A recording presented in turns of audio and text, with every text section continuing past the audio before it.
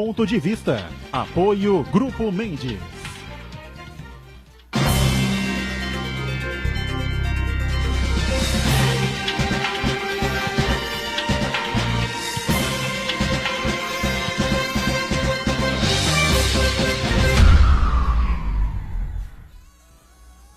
Olá, começando aqui mais um Ponto de Vista, você sempre acompanhando a gente, conferindo conosco neste horário da 1h30 da tarde, a tradição do debate político, a discussão dos temas importantes aqui para a nossa cidade, para toda a região metropolitana e, claro, os temas, assuntos de interesse nacional também.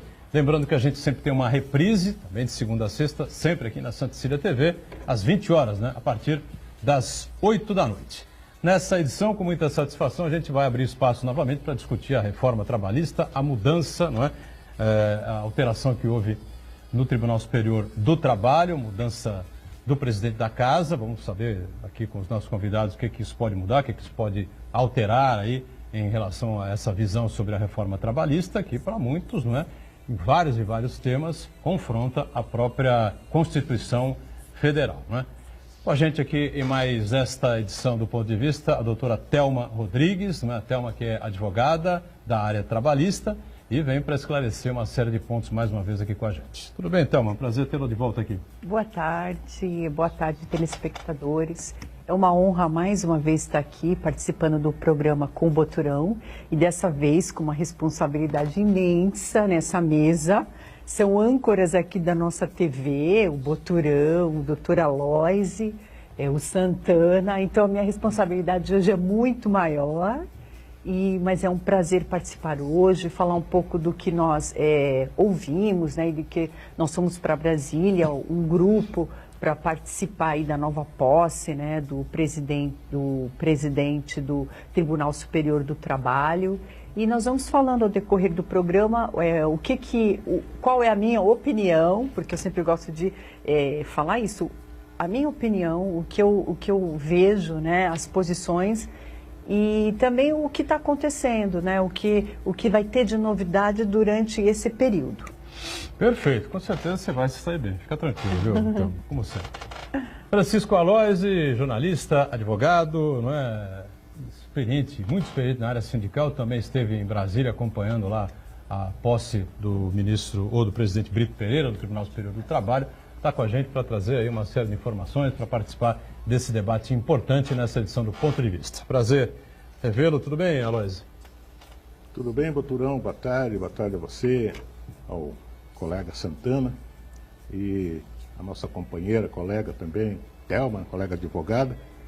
E realmente essas questões todas, falar no TST, essa mudança vai implicar em alterações que a gente espera que seja mais para o lado do hipossuficiente, que na verdade nessa relação capital-trabalho sempre é o trabalhador, o assalariado de uma forma geral.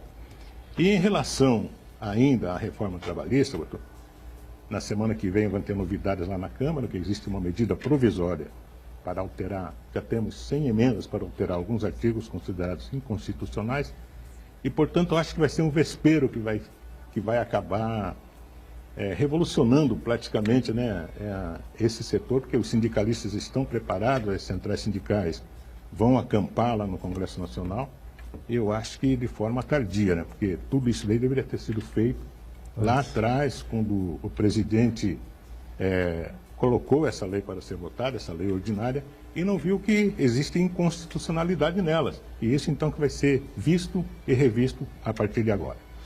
Marco Santana, sempre lá na nossa ponta, acompanhando aí as redes sociais, né? As transmissões aqui do Ponto de Vista, a participação de você está sempre aí acompanhando a gente. Tudo bem por aí, Santana? Tudo bem, boa tarde a todos. Então, é muito importante e mais oportuno ainda para ser discutido hoje, que hoje de manhã foi divulgado o CAGED, né, o Cadastro Geral de Empregados e Desempregados do Brasil. Os resultados já começam a indicar as primeiras consequências da mudança na lei trabalhista. Eu quero cumprimentar você que nos acompanha ao vivo, convidá-la a participar do programa, mandando sua pergunta, crítica, sugestão pelo Facebook, Ponto de Vista com Edgar Boturão, ou por e-mail, contato@pontodevista.tv.br. Ponto de Vista também pode ser acompanhado ao vivo pela internet, santaportal.com.br/TV. E as edições anteriores do programa podem ser consultadas na internet também, no nosso canal no YouTube e na nossa página no Facebook. E você que nos acompanha na reprise, uma boa noite. Pois é, boa noite para você que está sempre na reprise conosco, né? Eu espero que entre o final do programa às 2h30 e o começo da reprise às 20 horas, nada de tenebroso, de bombástico, né, aconteça na República. Mas se acontecer, você já sabe qual é o motivo pelo qual a reprise não está debatendo aquele tema específico, né, que surgiu durante esse período, né? Porque infelizmente no Brasil dos últimos anos tudo pode acontecer, né? Bom, Thelma, você esteve lá, começar com você sempre, né? Acompanhando a posse do presidente do Tribunal Superior do Trabalho, sua área de atuação, o João Batista Brito Pereira, não é? Ministro João Batista, ministro, né? São ministros, né? Ministro João Batista Brito Pereira, substituindo, né, o sobrinho do pianista, né, João Carlos Martins, né? O Ives Gandra Martins Filho, né? O Ives Gandra parece que não deixa muita saudade para você, não, né? Ou... sem querer se falar pessoal, né, da pessoa dele, mas em relação ao trabalho que ele realizou, que foi muito parcial, no meu ponto de vista, não vai deixar saudades, né? Porque a gente sempre tem que separar o pessoal, né, a pessoa do trabalho. E eu acho que o trabalho que ele realizou à frente não atendeu às minhas expectativas, que são para defender os trabalhadores. E você acredita que isso pode melhorar, mudar daqui para frente? O que você captou lá no tribunal? Esse novo ministro, esse agora presidente, né, do tribunal, tem até, você comentou, esse aí, Ives Gandra, primo do pianista e tal, esse tem uma peculiaridade muito engraçada até na posse, né, doutora Aloise. Ele é de Sucupira, ele nasceu em Sucupira. O atual, né? O atual. E aí a prefeita estava lá e ele... A prefeita de Sucupira. E todo mundo mesmo, né? Sucupira do Norte, mano. Sucupira do Norte. Sucupira. Então, mas eu acho que em decorrência disso, vindo de Maranhão, né? Maranhão. Quebrou a tradição, né? Quebrou então, aquele acho protocolo. que... Sabe, quando ele falou sobre o Sucupira do Norte, está aqui a prefeita de Sucupira do Norte, todo mundo falou, o que é isso, né? Daí ele explicou que ele é de lá, né? Então não é lógico, a prefeita está lá, é um prestígio enorme, né? Pode continuar, então, desculpe ter cortado. Não, foi informação importante. Complementar. Complementando as minhas. Hoje eu já adiantei que eu estou na mesa hoje com essas âncoras aqui. Por favor, é só corrigir e complementar o que você achar necessário. Bom, mas enfim, o meu ponto de vista em relação a ele não é muito otimista, porque inclusive antes, né, logo diante das inconstitucionalidades dessa nova lei, houve, né, o doutor Aloise, um documento que foram assinados por inúmeros magistrados que não concordavam com essa lei. E o nosso ilustre presidente não assinou. Então, eu temo nesse sentido. Porém... Significa então que ele concordava. Deixa eu fazer um adendo aí. Deixa eu fazer um adendo. Desculpe, fazer um adendo. Olha, hoje eu não falei, hoje a mesa não vai ser fácil para mim. Hoje não vai ser fácil. Eu tive um pouco mais de cumprimento com ele, conversando com ele, e essa questão daí foi levantada. Ele até deu risada. Não, por que ele não fez isso aí? Por que não assinou o documento? Lógico que ele não falou por quê, mas a gente sabe. Porque nesta ocasião ele já sabia que seria o próximo presidente. Sabia, estava encaminhado, quer dizer, vou ser eleito, vou ter uma posição aí de um lado ou do outro, favorável ao trabalhador ou não, né? É um lado, ele tinha que pegar um dos lados. Então ele ficou neutro na questão por causa disso. Acredito que seja por causa disso, né? E muitos advogados experientes lá também acreditavam que foi diante disso. Porque depois logo veio a eleição, ele acabou eleito. E agora vamos ver o que vai acontecer em termos dessa reforma trabalhista. Agora ele se absteve, vamos dizer assim. Para o pessoal entender bem, esse documento foi um documento assinado entre os realizado pelos juízes da Matra. Doutora Aloise, me corrige se eu estiver errada. E esse documento comprovou que a maioria dos juízes não concordavam com o que foi feito nesta lei, tá? Agora, doutora Aloise, eu também quero só dar a minha opinião, que eu acho o seguinte, se tem diante de tantas inconstitucionalidades, eu acho que, independente dele ser presidente ou não, ele teria que se posicionar. Essa é a minha opinião. E também eu acredito que, como você também já disse no início, o hipossuficiente nessa relação está sofrendo muito.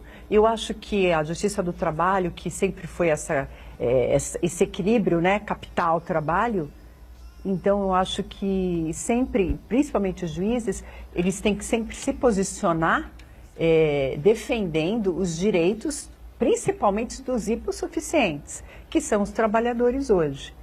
Mas vamos ver. E inclusive, eu separei aqui o que ele disse, né, no discurso dele, que foi o que eu achei mais interessante.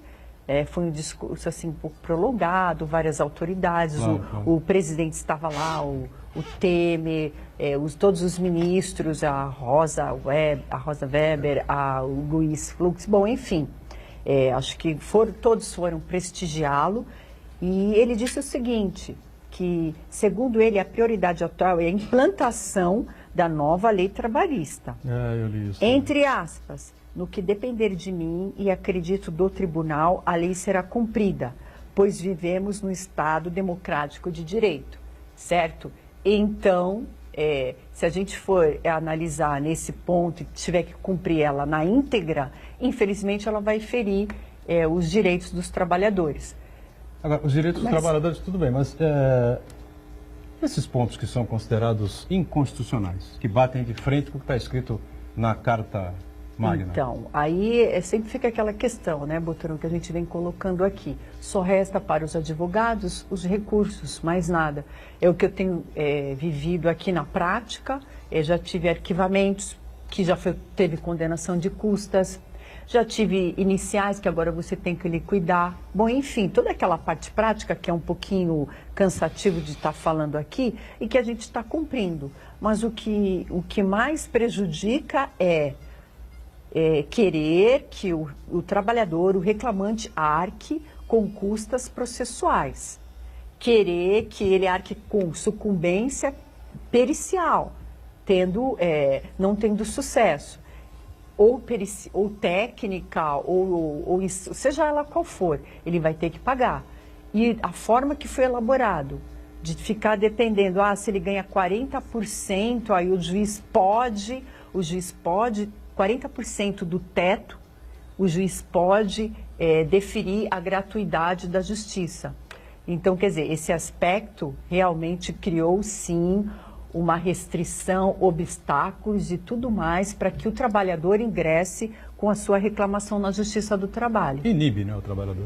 Diga, Aloysio, o que você empreendeu, vamos dizer assim, né? Eu acredito que o trabalhador está amordaçado, né, nessa questão aí, porque você entrar com um pedido e se ele for indeferido, mesmo que você acredite que tenha direito a isso aí, ele vai acabar sendo punido duas vezes, né? Porque tinha o direito, que não foi reconhecido, e acaba tendo que pagar custas e outros ônus aí que vão acabar surgindo ao longo, se essa reforma daí não tiver modificações nesses setores. Mas o presidente mencionou lá no dia também que ele, quando soube que eu era jornalista dessa área de trabalho, que tinha muitos sindicalistas lá, inclusive aqui de Santos, ele falou que foi importante que na quarta-feira já tinha agendado uma reunião com as centrais sindicais. Perguntou até se eu iria ficar lá para cobrir isso aí. Eu falei que não, que infelizmente teria outros compromissos para cá, teria que vir. Porque ele falou até que era uma pena. E realmente ele se reuniu para falar sobre essa questão da reforma trabalhista. E o Brito Pereira adiantou para os sindicalistas que ele vai criar uma comissão interna para discutir o assunto e como vai implantar essa jurisprudência no TST, que será alterada, segundo ele, de forma paulatina, né? Devagar, programada, porque não pode ser do dia para a noite.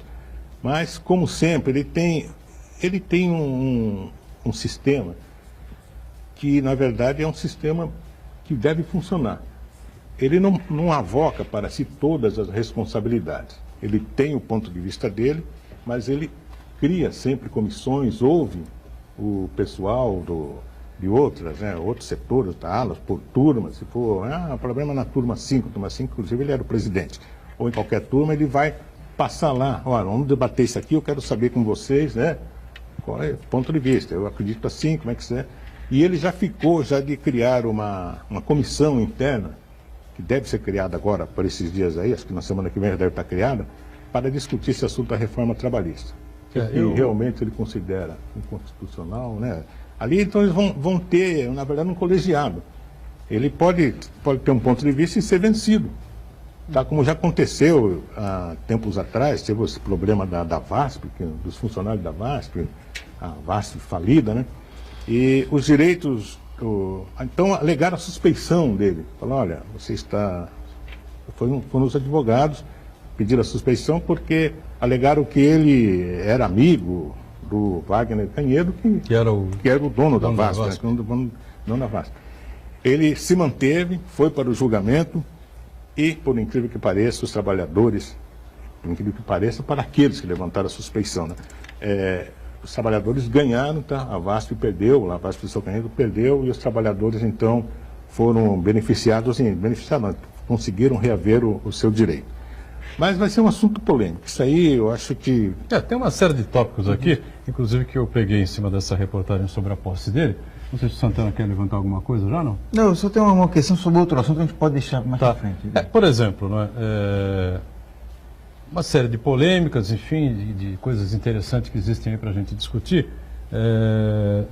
Essa comissão, por exemplo, vai ter que discutir, por exemplo, isso aqui. Trabalho sem hora fixa. Isso é constitucional ou não é constitucional? É um dos debates que ele vai propor para essa comissão. E aí, Thelma? Então, porque diante do, por exemplo, o contrato intermitente, né, que é o novo que foi criado, dependendo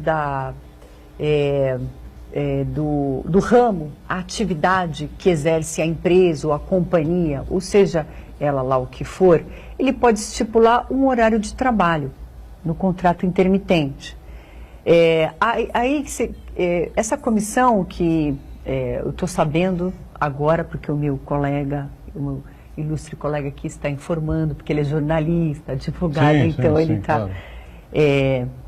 Bem... Pulsador de notícias, como nós. Sabendo das comissões, então... mas assim, se for feito essa comissão, horário fixo, horário... Eu acho que, sendo respeitado a jornada de 8 horas, em relação à carga horária, sendo respeitada a jornada estabelecida na Constituição Federal, está correto. Sendo respeitado o pagamento, no mínimo, do salário mínimo, também está correto. Né? Então, são situações que, dependendo de caso a caso, você pode analisar. Mas eu não vejo nenhuma inconstitucionalidade tem inúmeros trabalhos que são feitos em hospitais, 24 horas, 12 por 36, e sempre já existia antes dessa reforma, o pessoal da saúde, hospitais, eles sempre trabalharam nesse regime. Então, quer dizer, eu não vejo assim nada, eu sempre ainda acredito que a nossa CLT, tudo o que foi feito no decorrer desses anos, emenda, ela sempre, ela conseguiu, ela abrangeu inúmeras situações. Então, eu creio que isso também não vai ter não vai gerar grande debates. E também nem muita finalidade, porque o horário, ele sempre ficou, de uma certa forma, a cargo do ramo da atividade, das empresas, né? Então vamos aguardar, mas assim, no meu ponto de vista, eu não vejo assim nenhuma relevância nesse sentido. Chico Alonso, você pensa como a Thelma ou você acha que isso pode causar polêmica, discussões mais profundas? Não, acho que nesse setor aí não, porque o que for acordado vai valer, né? Eu acho que a própria Justiça vai homologar, como ela já falou, essas especificações de algumas categorias, caso de enfermeiros, caso de outras categorias insalubres, por exemplo. Isso aí não vai ser mexido. Periculosidade, como é que o cara vai trabalhar em um sistema de periculoso aí por horas e horas a fim? Eu acho que aí vai ter que ter mesmo o bom senso, vai haver o acordo e não haverá problema. O problema maior mesmo todo dessa lei vai estar exatamente que é o vespeiro maior, que é a contribuição sindical. Então vamos fazer o seguinte, estamos estourando aqui o primeiro bloco, tá certo? Vamos para um rápido intervalo e aí a gente entra nessa questão importante também, que é a contribuição sindical, e aí realmente acho que o bicho pega para valer, né? A gente volta daqui a pouquinho, até já.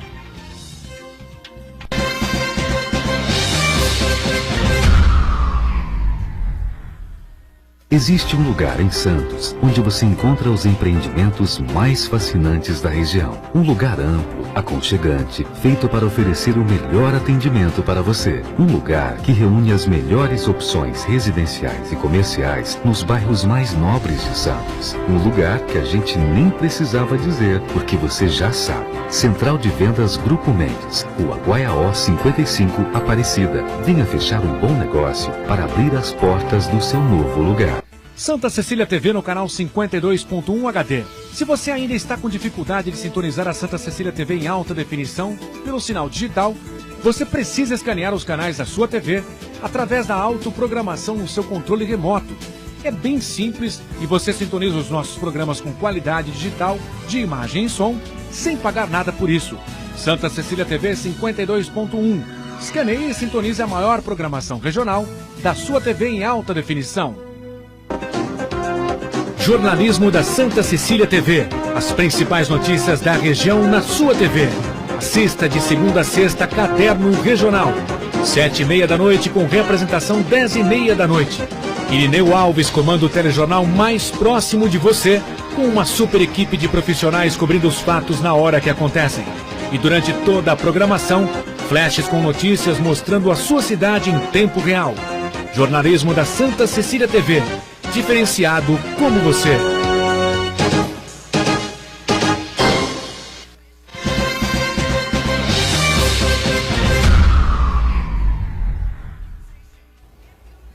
Muito bem, de volta aqui a sequência do nosso ponto de vista. Nós estamos aqui com a Thelma Rodrigues, advogada trabalhista, Francisco Aloisi, que também é advogado, jornalista, Marcos Santana lá na ponta, não é? E discutindo sobre a nova gestão do Tribunal Superior do Trabalho, essas comissões, ou comissão específica que será formada lá pelo novo presidente, o presidente Brito Pereira, em relação à reforma trabalhista e os diversos pontos que são considerados por muitos especialistas como sendo inconstitucionais, né? Vira polêmica, não vai virar polêmica, enfim, podem haver alterações no próprio Congresso, essa coisa toda, né? E a questão do imposto sindical, levantada aqui pelo Francisco Aloisi, realmente deve gerar uma gritaria enorme, não, Aloisi? Ah, sim, com certeza, né? Gritaria nos dois setores, né? O lado patronal, o lado patronal do trabalhador e a população em geral, né? O trabalhador em si, porque o trabalhador vai descontar um dia do seu salário, sempre existe gritaria quando ele não vê a representatividade ali prevalecendo. Mas, diante de toda essa insegurança jurídica que tem causado essa reforma trabalhista, eu acho que essa do imposto sindical, no meu entender, é inconstitucional. E eu vou explicar por quê, depois a doutora Thelma também pode falar se ela entende se é inconstitucional ou não. Porque é uma lei ordinária, a reforma trabalhista, tá?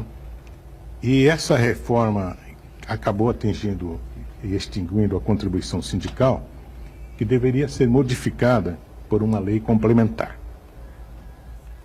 Porque se esse dinheiro do imposto sindical distribuído para sindicatos, né, federações, confederações, e mais o outro lado que é o governo, e o governo, parte disso aí vai para o Ministério do Trabalho, seriam 10% de todo o valor da contribuição que vão para os cofres do Ministério do Trabalho, acaba sendo uma reforma praticamente tributária, né? Porque envolve o governo, envolve tributação que vai para o Ministério do Trabalho e ali para ser usado pelo governo. Mas isso aí acabou não acontecendo, isso está sendo levantado. Mas com muitas ações que estão ocorrendo, isso aí virou uma batalha, aquelas batalhas judiciais que sempre você vê que vai acabar desaguando no Supremo Tribunal Federal. Porque se há inconstitucionalidade, alguns juízes entendem que não, outros juízes entendem que sim. Então, poucas sentenças favoráveis aos sindicatos, às federações e confederações. Mas uma delas recente veio do Rio de Janeiro, sentença da Justiça do Trabalho, que considerou realmente inconstitucional, dizendo que não é uma lei complementar, e sim uma lei ordinária. Então, ela alegou também que o dinheiro vai para o Ministério do Trabalho, e diante disso, os sindicatos, as federações, as confederações já estão se mobilizando em Brasília, porque agora foi uma decisão de primeira instância, não tem que passar por segunda instância, que são os tribunais regionais, aqui de Santos, por exemplo, é o Tribunal do Trabalho de São Paulo, e depois, por último, ainda vai passar pelo TST, se não for direto, então, para o Supremo. Então, eles querem já que o Supremo se manifeste para acabar essa insegurança jurídica. Hoje, ainda os sindicatos estão se reunindo em assembleias, né, e homologando a contribuição sindical, dizendo que a validade é para toda a categoria, ainda que seja poucos associados que vão, ou no número que dá o quórum, valeria para toda a categoria, todos estão indo nessa esteira.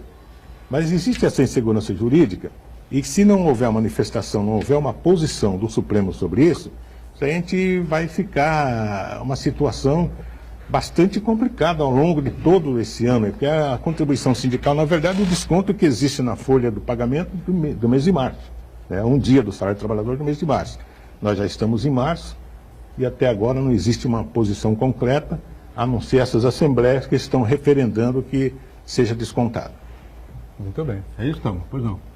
Concordo em parte com o meu colega. Muito bem. Por quê? Não vou nem discutir a questão processual, né, lei complementar e tal, porque nós até temos um presidente constitucionalista, professor e tudo. Mas assim, o que eu vou falar aqui é em relação ao trabalhador, que é que você comentou, né, Chicão, deságua lá no STF, porém, a corda arrebenta do lado mais fraco, que de quem é? Do trabalhador. Aí eu até fiz uma pesquisa, eu enviei para o Boturão, até comentando outro dia exatamente sobre essa questão. O que está acontecendo então? Eles estão aprovando, os sindicatos correndo atrás aqui, ó, e eu até já conferi, alguns sindicatos conseguiram já aprovar uma nova contribuição, que se chama contribuição negocial. Ou seja, aqui ó, já tem o Sindicato dos Metalúrgicos de São Paulo e também dos enfermeiros. Quer dizer, o trabalhador que antes pagava até um pouco menos, que era um dia, que era descontado e entre outras coisas, né? Está pagando mais. Aqui, ó, por exemplo, vou citar aqui, ó, no caso desse sindicato mesmo, Metalúrgicos de São Paulo, a nova contribuição foi fixada 3,5 dias de trabalho, bem maior que o dia de trabalho deduzido anteriormente. Então, mais uma vez, porque nós não estamos aqui só para... a gente tem que colocar situações que a lei realmente não está beneficiando, o trabalhador não beneficiou. Eu também concordo que o sindicato deve descontar, como sempre tem trabalhado e sempre trabalhou para defender os trabalhadores, e que nós precisamos desses sindicatos, os que realmente trabalham pelos empregados, mas também colocar que agora, nesse momento, quem tá sofrendo é o trabalhador. Por quê? Porque o sindicato tem todo o departamento jurídico dele lá que vai correr atrás. Vai correr atrás para uma nova contribuição para tentar resolver o problema do sindicato. Agora, quem vai resolver o problema do trabalhador? Vocês podem me responder? Porque ele vai ser descontado a mais. Além do que, as homologações que antes eram assistidas, algumas eu até já ouvi dizer, olha, a gente vai começar a cobrar agora também por as homologações. Então, quer dizer, está complicado para o trabalhador. Então, a minha posição, a minha visão aqui é sempre do trabalhador. Eu creio que é necessário que continue, mas eu também não concordo aqui, ó, com essa questão de chegar e querer deduzir, feito assembleias, e querer descontar do trabalhador.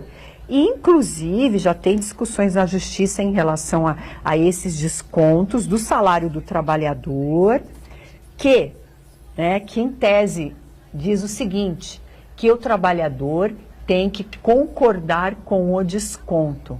Se ele não concorda, vai ter que ir para a Justiça. O trabalhador vai ter que ir na Justiça? Vai ter que ir na Justiça. Mas qual Justiça é essa? Justiça do Trabalho. Do trabalho ele também? Não concorda com esse desconto que foi elaborado aqui, sindical. Ah, tá mais, ou tá... Então ele vai ter que buscar o socorro da Justiça do Trabalho para poder, para não poder ser descontado. Mas tudo isso aí, doutora Thelma, eu acho que vai se chegar ainda num denominador comum, porque tudo isso tinha que ser debatido lá atrás. Eu acho que essa reforma trabalhista não podia o governo... De afogadilho, né? Sim, de afogadilho. O governo passou com o trator por cima, deu ré, passou de novo e depois mandou um tanque de guerra passar por cima. Quer dizer, não foi discutido com ninguém, não foi discutido com o trabalhador, com as suas lideranças, e isso deveria ter acontecido, que levasse 2, 3 anos um debate desse. Porque agora nós estamos numa insegurança jurídica muito... Levasse um mandato. Um mandato presidencial. Sim. Agora, durante a campanha, que eu já discutiu aqui 1 milhão de vezes, durante a campanha, o candidato tem que dizer o seguinte: eu vou fazer reforma trabalhista. Baseado nisso, meu pensamento é esse, vou jogar no Congresso, vou pressionar o Congresso para resolver. Vamos ter 4 anos para debater. Quando chegar em janeiro, fevereiro do meu último ano de mandato, eu vou promulgar. Vai ser assim. Sim, porque aí durante a campanha você debate, discute, pressiona o cara, essas coisas todas. Então, uma campanha eleitoral de 180 dias. A trabalhista não de 45 também, né? A Previdência já claro. foi, né? Foi dar uma brecada, depois vamos falar sobre isso. Agora, em termos da reforma do trabalho, aí também, eu acho que eu, exemplo do Boturão, que somos já um jornalista com algum tempinho aí de estrada, né? Santana também, eu engano um pouco. Se não engano, né? Nós somos os decanos aí do jornalismo de Santos. Eu trabalhei nos 3 jornais diários de Santos, quer dizer, Cidade de Santos, a Tribuna e Diário do Litoral. Então já tenho alguma experiência. E nessa área sindical, eu já trabalho também há algum tempo, eu vou te dizer, às vezes você põe aquele bode na sala, não tem? É o que as centrais sindicais estão fazendo, que é o que esse sindicato do metalúrgico, que é um sindicato fortíssimo, está fazendo. Olha, eu vou cobrar 3 salários, né? 3,5 dias 3,5 de trabalho, 3,5, né? Dias de trabalho e não um dia só, porque nós precisamos disso, aquilo, aquilo outro. Ou vocês vão para a contribuição sindical como era, entendeu? O governo vê que isso é inconstitucional e volta esse tema para depois nós discutir como vai ser feito o custeio sindical, ou então vai ser isso aí. Então o trabalhador pressiona, vai pressionar quem? Pressiona eles, que vão pressionar o governo, o Congresso, o Supremo, sei lá o quê. Então é um negócio que a gente sabe. Estou jogando lá em cima para depois acabar pegando o que era exatamente um salário. Espero que sim, né? Diga, Marcos Santana. Eu gostaria de abordar agora a questão dos números do CAGED, que é o Cadastro Geral de Empregados e Desempregados, que é a ferramenta que o Ministério do Trabalho usa para medir o número de empregos criados e também de trabalhadores que foram desempregados em janeiro. Foi divulgado hoje de manhã. Então os números são os seguintes: foram 1.284.000 contratações e 1.206.000 demissões, um saldo positivo de 77.800 vagas. Isso no país? No país, isso é. É o melhor resultado desde 2012, né? E o que chama atenção no resultado, uma das conclusões que se pode tirar, é que isso aí começa a mostrar como início, né, um suspiro do processo de recuperação econômica do Brasil. Durante muito tempo o Brasil viveu uma recessão muito grande, os empresários, o capital produtivo, estavam um pouco com medo de fazer contratações, de realizar investimentos. E agora começa-se a tomar um ritmo mais intenso de contratações. E outra coisa também, os empresários estavam na expectativa da aprovação das mudanças na lei trabalhista, e agora que ela foi promulgada, eles começam a promover algumas demissões que haviam sido congeladas. E o que chama atenção também nesse resultado do CAGED é em relação ao trabalho intermitente, que foram 2.860 contratações, que significa 3%. 2.860. Perto de 1.280.000 é pouca coisa, pouquinha coisa. Né? Então, o que me parece, Edgar, é que é um balão de ensaio que os empresários estão fazendo para ver como é que se comporta o mercado de trabalho, se eles vão apostar mais fortemente nesse tipo de contratação. Ô, Thelma, você não acha que a lei não devia ser, a lei trabalhista devia ter aí as suas flexibilizações, vamos dizer assim? Por exemplo, o cara que é dono de uma pizzaria, a legislação devia ser menos rigorosa, não é? Ou mais flexível para esse cara, com relação aos 7, 8 empregados que ele tem, do que o cara que é funcionário, trabalha numa empresa multinacional ou numa empresa de grande porte no país, enfim, não sei. Eu acho que o cara pequeno, o microempresário, o médio empresário, enfim, ele tem dificuldades infinitamente maiores, né? No entanto, a pessoa está empregada ali, né? Assim, a visão que eu tenho, você acha que realmente tem que ser uma coisa Bom, eu acho que a lei tem que ser igual para mesmo? todos. Tem que ser A lei igual tem pra que ser todos, igual certo? para todos. Só que, na esfera trabalhista, no direito do trabalho, ele tem algumas opções. Ele já tinha contrato temporário, ele tem contrato de experiência.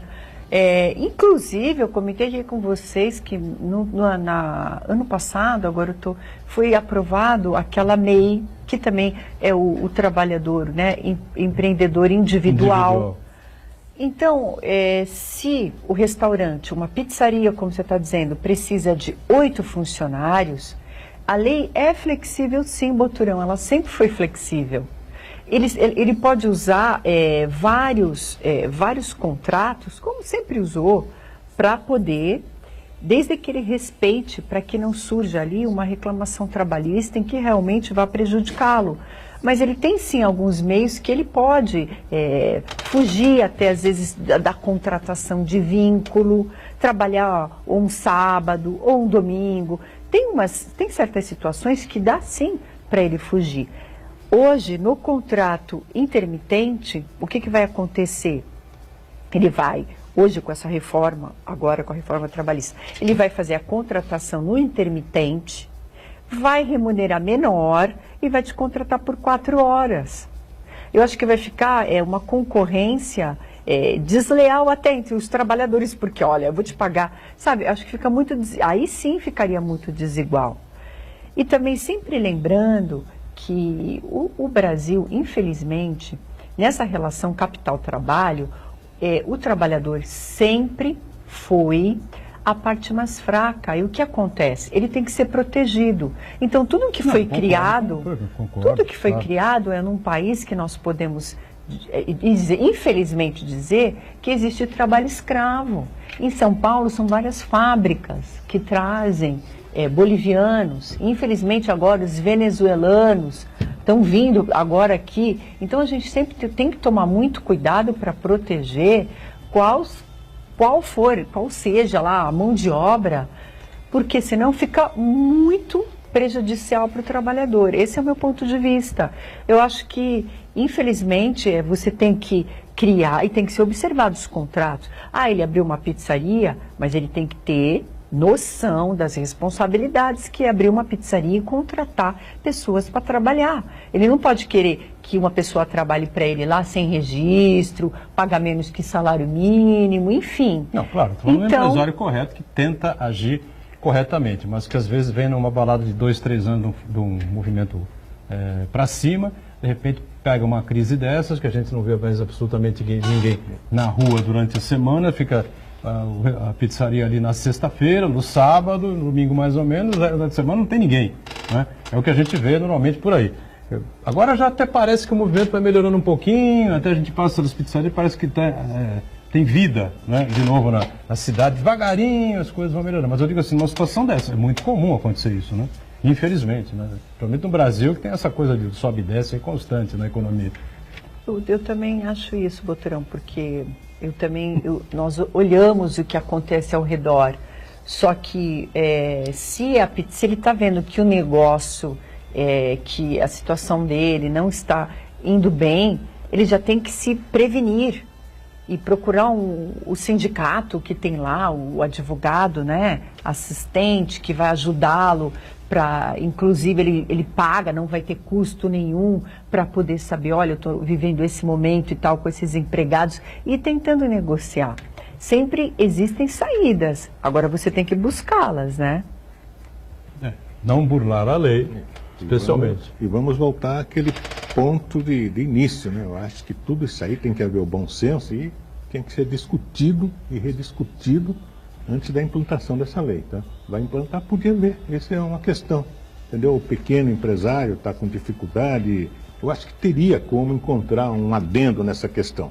Agora não se discute, o governo vem, passa o trator por cima, depois passa o tanque de guerra e o trabalhador, como é que vai ficar?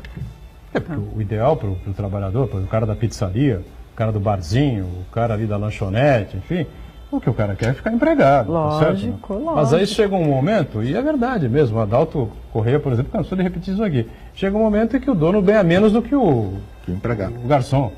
não é? E aí o cara fala, pô, estou aqui pagando para trabalhar, né? São crises que acontecem. Momento, ninguém vai dizer que daqui a um ano a coisa não vai mudar, mas o que interessa? O cara ser demitido, né? Não interessa o cara manter o emprego dele, seguir junto ali e tal, mas há que se dar alguns instrumentos, algumas facilidades a esse pequeno e médio empreendedor, né? Isso que foi, existiam muitos problemas exatamente nessa área, né, de salão de beleza, manicure, era sempre uma discussão constante ali, de querer ingressar com reclamação e tal, e essa lei do microempreendedor individual, resolveu. Então, ou seja, a terceirização também que veio antes também já da lei, da reforma também. Então, são inúmeras situações que vão abrangendo e vão tentando resolver exatamente essas situações dos menores, dos restaurantes, dos micros, para poder adequar, mas não como... falou o doutor Chicão, você vem com o doutor Francisco Aloysio, com todo respeito, o nosso jornalista Chicão famoso, conhecido, Chicão. Do tempo dos jogos do Juba, né? Jogos universitários. Então, nós não podemos querer passar por cima de tudo que já foi sendo negociado, sendo estabelecido, e deixar o trabalhador agora, Deus dará. E outra coisa interessante, que um dos argumentos usados por quem defendia a reforma trabalhista, que era uma lei antiquada, da década de 40, alguma coisa assim, né? Só que a Justiça do Trabalho vinha, por meio das súmulas vinculantes, atualizando de acordo com os casos, né? O trabalho home office, em várias situações, haviam sido adequadas para acompanhar os novos tempos. Intervalo, voltamos daqui a pouquinho na sequência do Ponto de Vista, em instantes.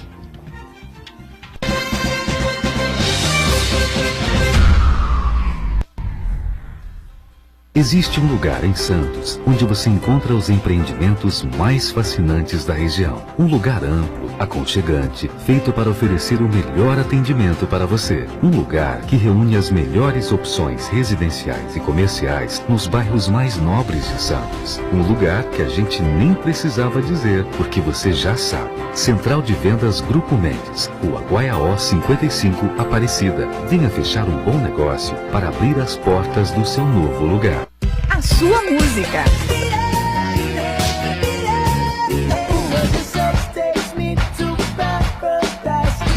A sua notícia.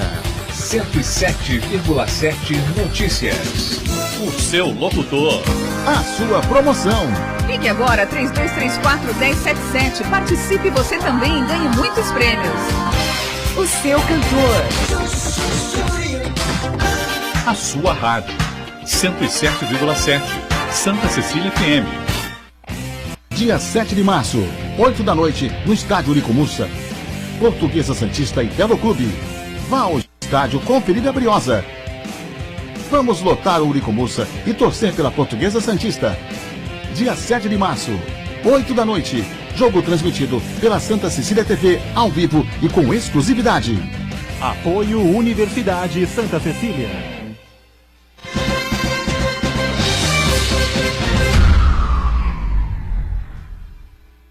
Muito bem, de volta à sequência do Ponto de Vista, já direto e reto lá com o Marcos Santana, com algumas participações, comentários, observações, é isso, não? Isso. Carlos Alberto Jardelino de Souza diz: essa reforma não é trabalhista, e sim empresarial, porque quem as elaborou, a maioria são empresários. E já o Carlos Gomes, ele pergunta, né? Sendo inconstitucional a reforma trabalhista, ela pode ser anulada pelo Supremo Tribunal? Diante das negociatas que o governo fez a serviço da Fiesp, dos banqueiros, bancada ruralista? Não, pelo tribunal não, né, Thelma? Não, agora está sendo proposta a DIN, né, que a gente está guardando as diferenças. Como o doutor Francisco Aloysio falou, esse novo presidente vai ver as súmulas. Mas agora vai ficar complicado, né? Processualmente agora ficou complicado. Agora, sendo votado esse projeto inconstitucional, como que vai ser agora para poder, aí tem que ser a ação direta de inconstitucionalidade, que está aguardando alguns pontos e, infelizmente, tem todo um rito processual a ser seguido, né? Então, agora vamos aguardar para ver as novidades. Algumas, podem ser substituídos, alterados ou até cancelados alguns tópicos, alguns né? artigos diante Alguns das artigos, inconstitucionalidades que foram vistas, né? Mas tudo isso ainda vai depender de... eu estava até lendo no Jornal do Congresso, eu ia trazer aqui, que no início eu falei, quando tinham mais de 900 emendas para serem votadas. O projeto bateu recorde de propostas de emendas. 111 já foram rejeitadas. Então vamos colocar aí que a gente tem umas 800. Mas a comissão que aí também, que pode surgir novas...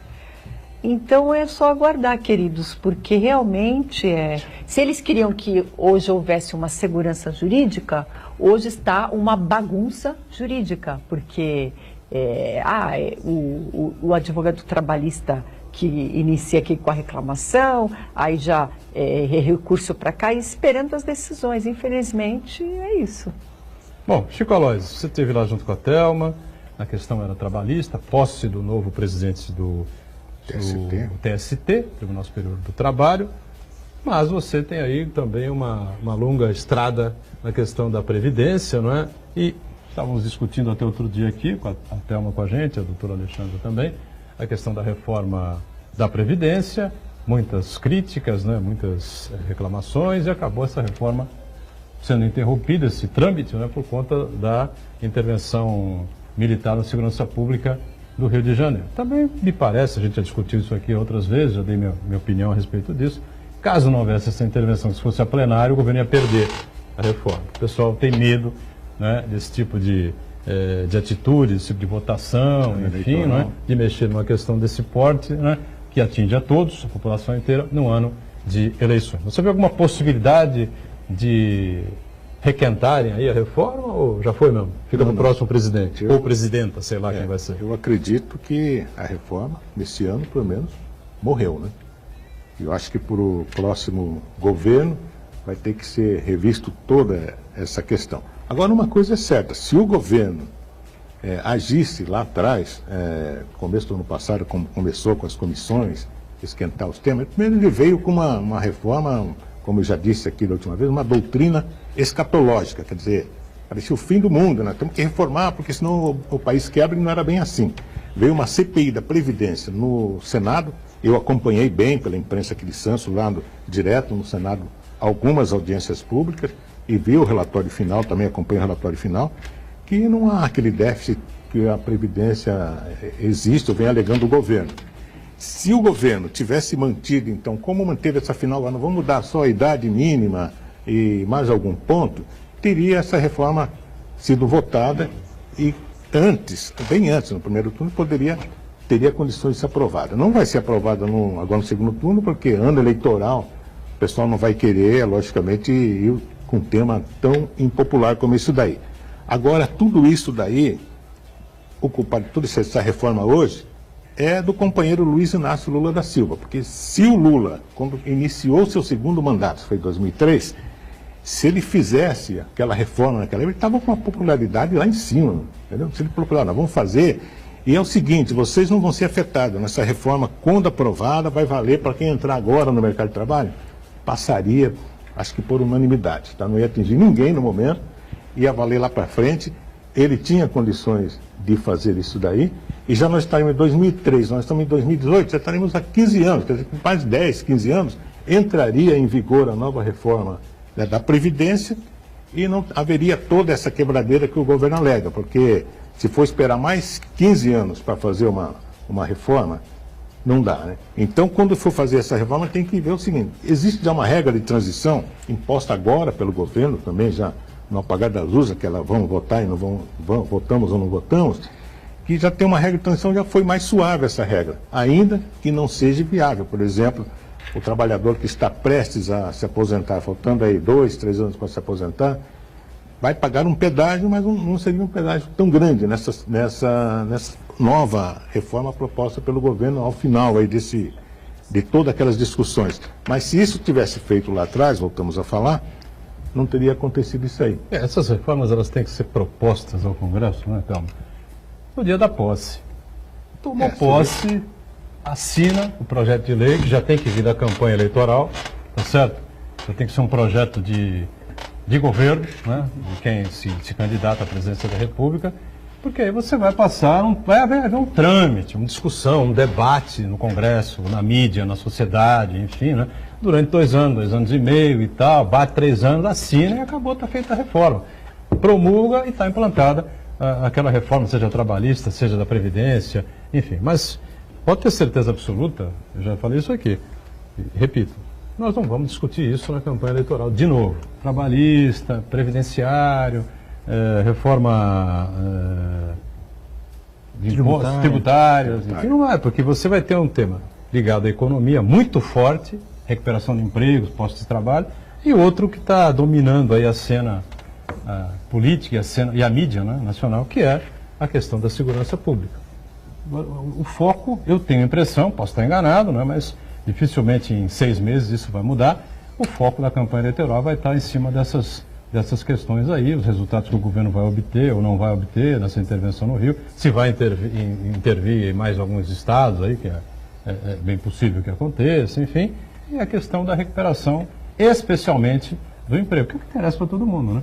O cara está trabalhando, ganhando o seu, né? Sustentando a família, essa coisa toda, né, Théo?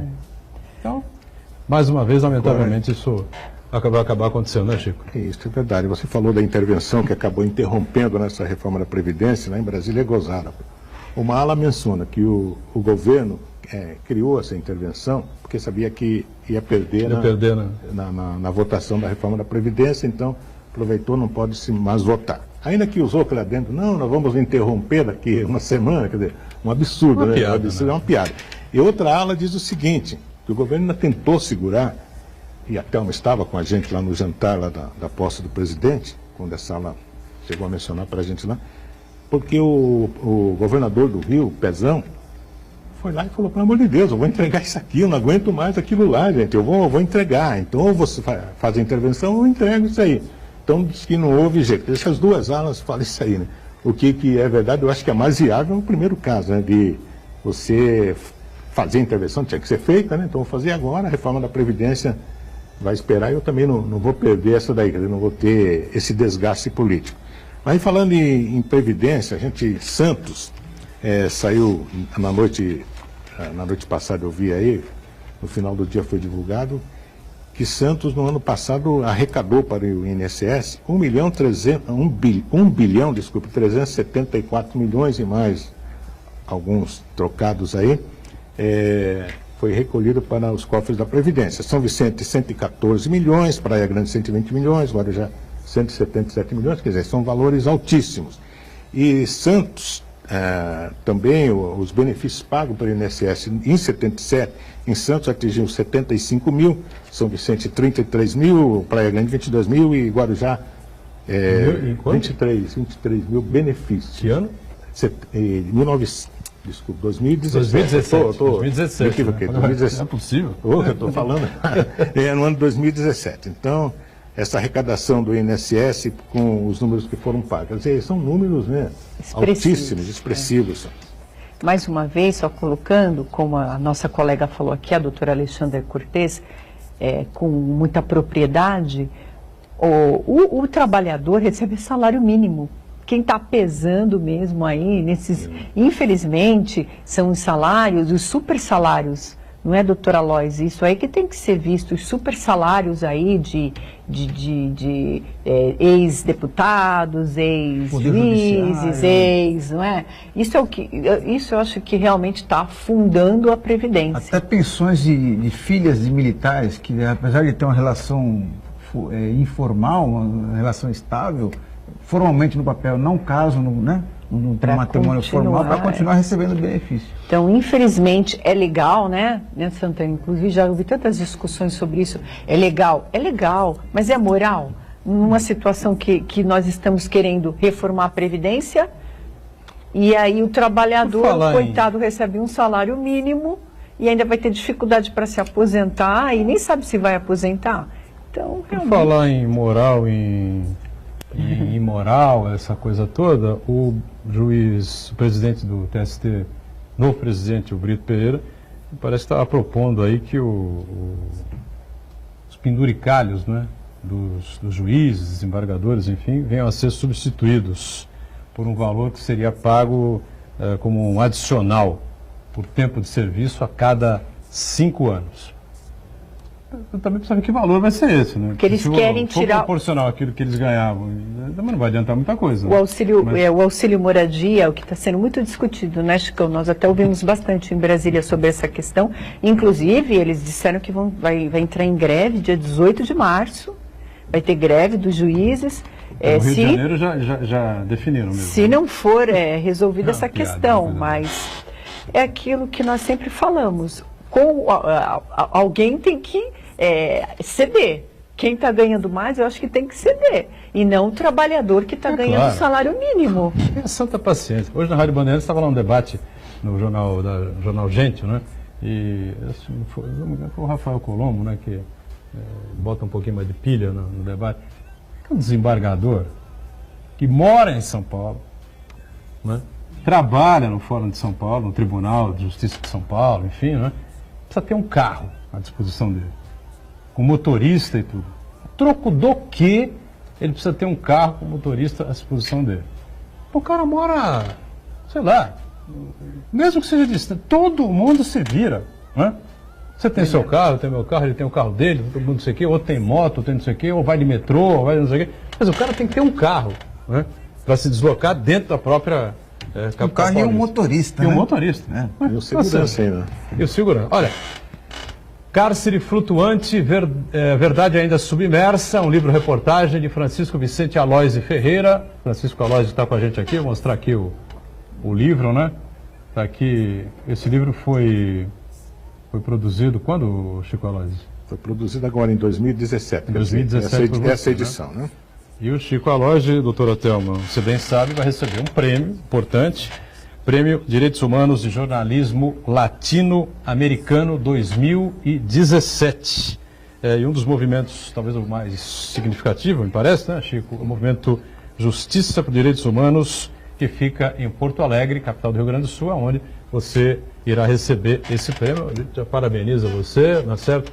Nada mais justo para essa obra importante. Eu confesso que ainda não li o livro, estou aqui com ele, com certeza, segundo aqui o Fábio Pimentel, que escreve aqui na contracapa, né, fala sobre o livro reportagem, prende muita atenção, eu tenho certeza que vai prender, porque é basicamente uma reportagem sobre essa história nebulosa, né, nefasta desse navio presídio aí, o Raul Soares, onde muitos sindicalistas, alguns políticos, estudantes, né, foram aprisionados durante o regime de ditadura militar, que alguns dementes, alguns debilóides ainda não defendem que deve retornar ao país, né? É isso?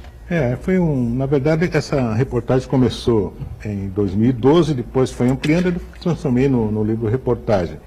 E essa daí do Fábio Pimentel, que acabou dando o livro aí, assinando, né, a contracapa do livro, foi a edição do Sindeste, porque eu sou um escritor sem livros.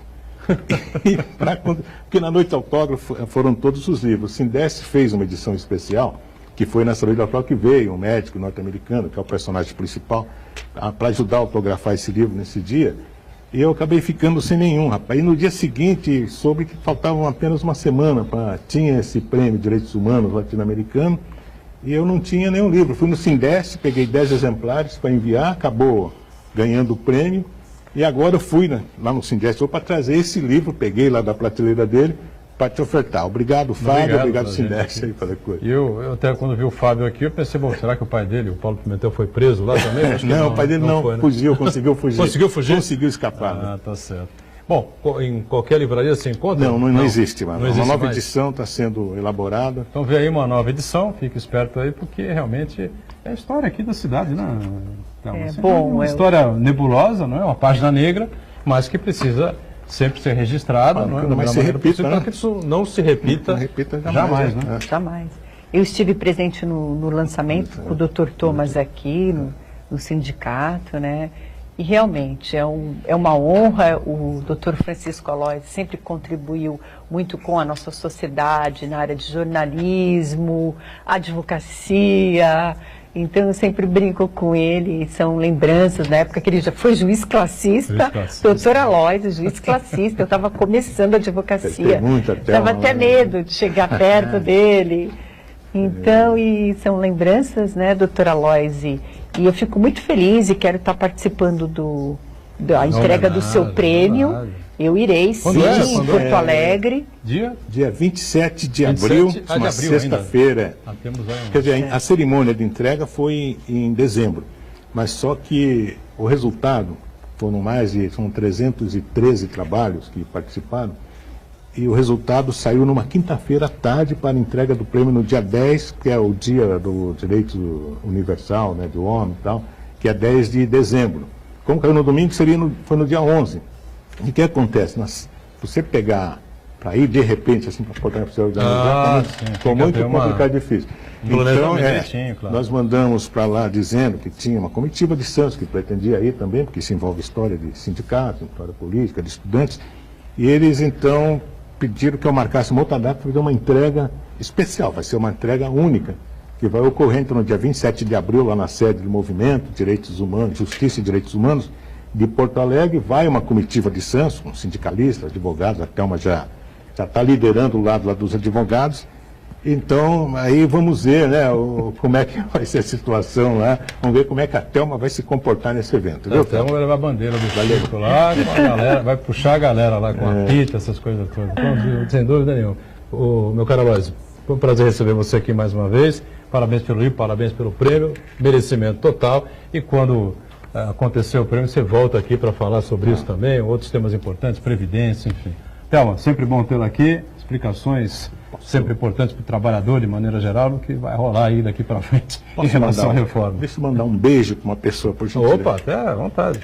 Um beijo para minha mãe, dona Letícia, que está dodói, está doente. Força, mãe, só vai passar por mais essa. Dona Letícia, um beijo aqui de toda a bancada para a senhora. Felicidades. Dona Letícia, um beijo. Parabéns por esse seu filho maravilhoso. E foi um prazer estar aqui hoje com vocês. Foi uma honra muito grande. Muito obrigada, doutor Francisco. Como sempre. E boa tarde. Quero mandar um beijo também para a Dona Letícia, melhoras rapidamente. Muito bem. Estamos sempre juntos, de segunda a sexta-feira, você sabe, aqui na Santa Cecília TV, o ponto de vista 1h30 da tarde ao vivo, e a nossa reprise, você confere às 8 da noite. Valeu, gente. Obrigado. Tchau.